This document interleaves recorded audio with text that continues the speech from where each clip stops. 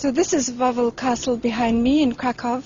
This afternoon, 1.5 million people are expected to come to Krakow to attend the funeral of President Lech Kaczynski, who was killed in an air crash in a plane in Smolensk, Russia, last Saturday.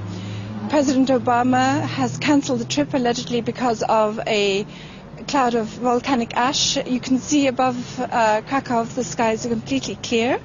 Prince Charles, Angela Merkel, the Chancellor of Germany, Nicolas Sarkozy and Berlusconi of Italy have also cancelled their appearance at this funeral today at very short notice. It's quite remarkable because Berlin is only about 400 kilometers away, so theoretically Chancellor Angela Merkel could have just driven here in a couple of hours. So there are growing questions about the nature of the plane crash, which killed not just President Lech Kaczynski but 100 members of the Polish military and civilian elite.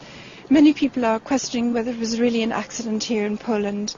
They believe they will never get to the bottom of the investigation completely because the forensic evidence has been gathered by the Russian investigators, and most of it has gone to Moscow together with the bodies of the people who are alleged to have died in this accident.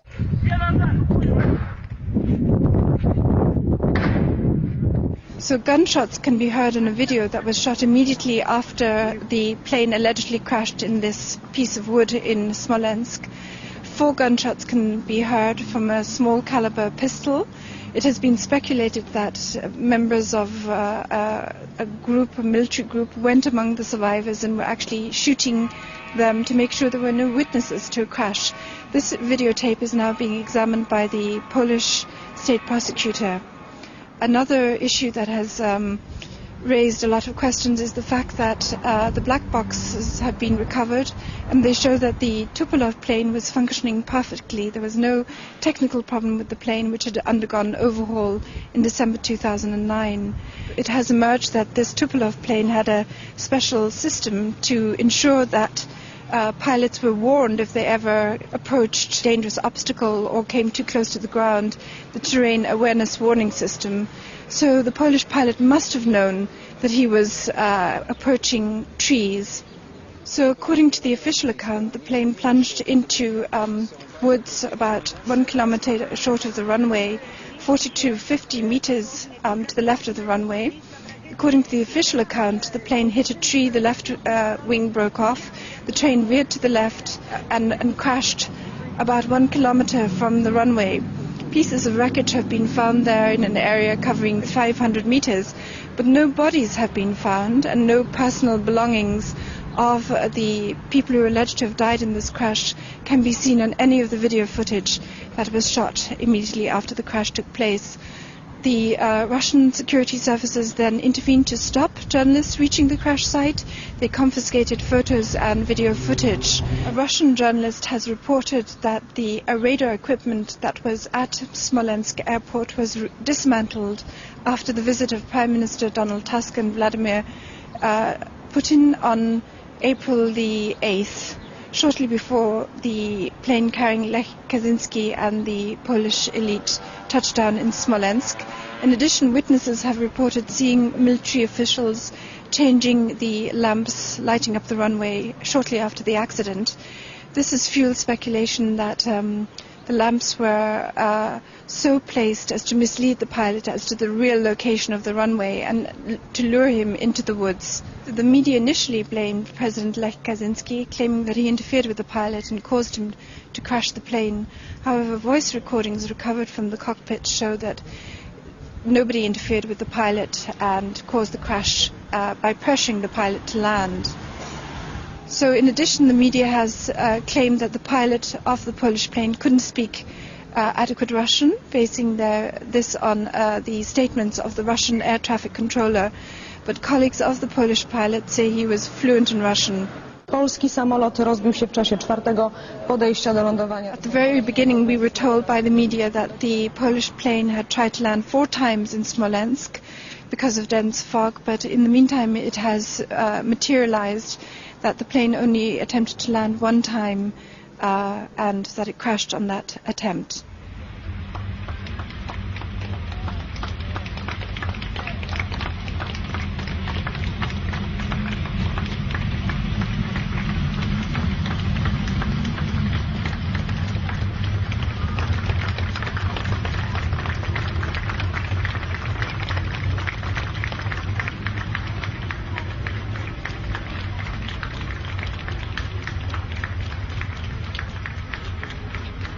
So when we take all these facts together, a likely scenario is that the pilot approaching Smolensk airport was given false information about the real location of the runway and lured into landing in the woods close by.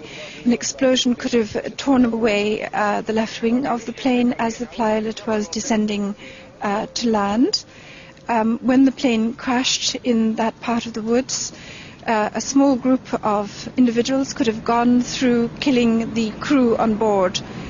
The absence of all bodies can be explained by, if you posit that these top generals, the central bank governor, the security chief, the two presidential opposition candidates, and large numbers of the opposition party in parliament were not on the plane at all, that they were killed or kidnapped in Poland, and their disappearance is simply being accounted for by claiming that they died as part of this plane crash.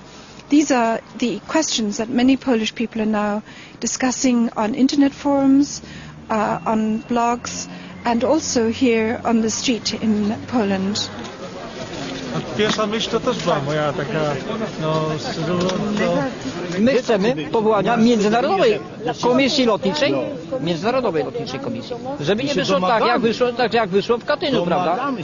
Że to zrobili Niemcy. Przepraszam bardzo, to nie zrobili Niemcy, prawda? Nie chcę, żeby nasze wnuki czekały następne 70 lat. The timing of the plane crash is extraordinary. It happened 70 years to the anniversary of the first Katyn massacre, when 22,000 Polish officers and academics and political leaders were killed by the Soviet security forces with the consent of Nazi Germany. Once more, Poland finds itself leaderless. People here in Krakow are in a state of shock. And many people are wondering who was behind this extraordinary event. Some people have suggested it wasn't an accident. I am not able to believe in this. Yes. I can't believe in this. Yes. I had a lot of crazy ideas too, and everyone else was saying different things. Because there was no official response, and there still isn't really any official evidence on what went on. So there were a lot of different things I was hearing. Bear in mind that Poland is the only country in Europe to have refused the swine flu vaccine due to the courageous action of the Polish health minister Ewa Kopacz, and Poland was the only country which had a central bank governor that postponed or was unwilling to allow the zloty currency to strengthen in respect to the euro exchange rate. A weaker zloty benefited the economy by boosting exports, employment and tax revenues to the country. The National Bank governor had indicated that he wasn't prepared to take loans from the IMF.